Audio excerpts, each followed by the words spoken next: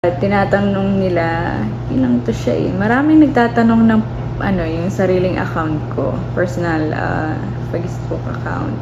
Pwede niyo din po akong i-follow doon kasi dati ginagamit ko yung pag-vlog. Ayun, chinek ko yung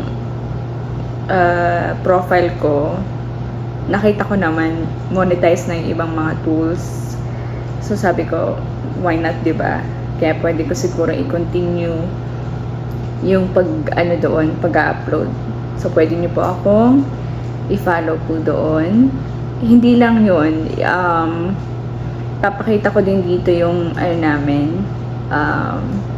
TikTok. May TikTok din kami. Instagram at sa YouTube din po. Ayan. Para isahan na lang. Di ba? So, yung sa ibang platform po, inaano ko pa siya. Nag-start pa lang ako mag-upload ng mga videos doon. Pero itong personal account ko talaga, yan, papakita ko. Ayan, kung nakikita nyo po sa screen, yan po yung personal account ko.